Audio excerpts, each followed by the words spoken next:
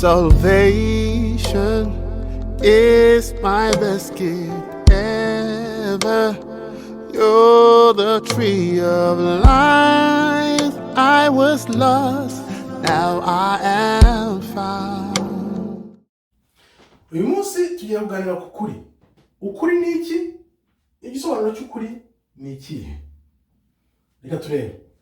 Kunda ukuri, uvuga ukuri, werekana ukuri, uhinduke kandi ukunda ukuri. Kuko kugira ukuri kw'igice, ukuri gucagase rutwa nuko utakugira. Ugomba kugira ukuri kuzuye. Hano dufite Bibiliya, tukagira n'abantu babiri.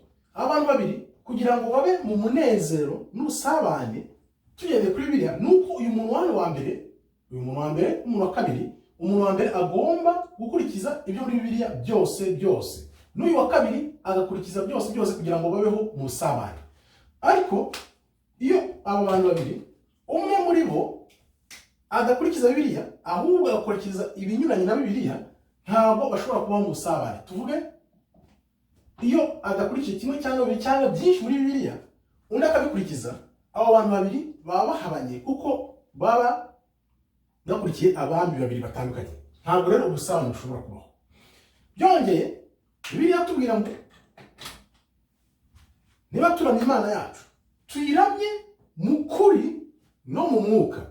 So niba ushaka kuramya Imana, yiramye mu kuri, wemere ukurikire ukuri kandi ugere mu mwuka, kuko imyuka nayo tumenye ko ari ibiri.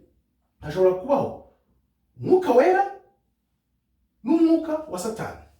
Ibyo ni bibiri. Kandi tuzi ko ntawe ukeza abami babiri, ntiwakeza abami babiri. Ugomba guhitamo umwe muri aba ukurikira. Urakurikira umwuka wera cyangwa se urakurikira umwuka wa sekibi.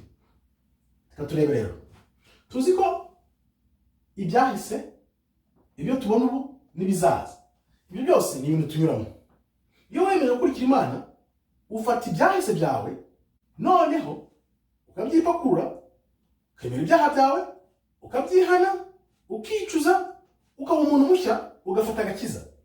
Aho uhagaze uyu munsi, komera muri ako gakiza kawe, ibyo byose wanyuzemo, ubyereke Imana, ibigukize, ibigukirisha agakiza kayo, noneho ejo hawe hazaza hose ubuzima bwawe usigaje, wiyemeze gukurikiza Imana no gukurikira inzira zayo kuva uyu munsi no kugira iherezo ry'ubuzima bwawe.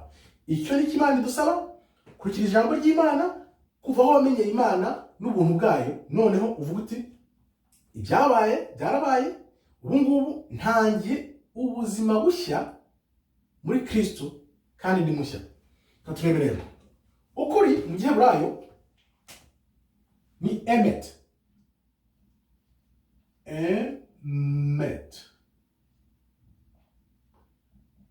Emet, alef, mem, ta. Byandikwa emet. Hano alef iravuga ngo iga, wige, wigishe kandi umenye Imana. Mem ivuga amazi ariyo buzima,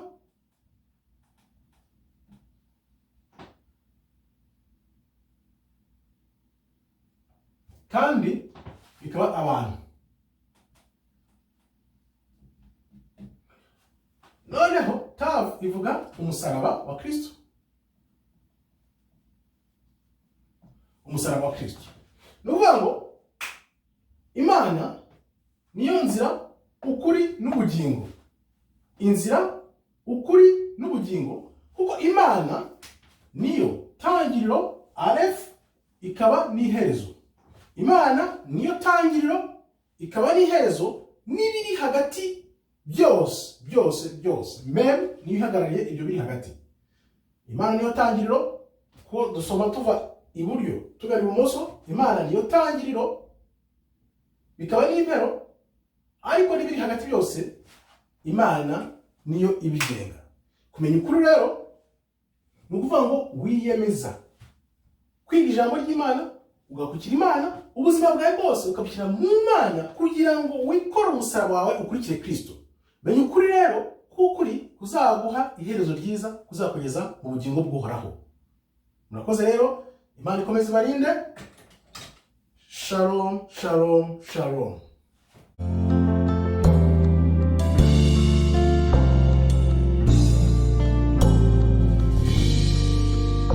Salvation is my best gift ever. You're the tree of life. I was lost, now I am found.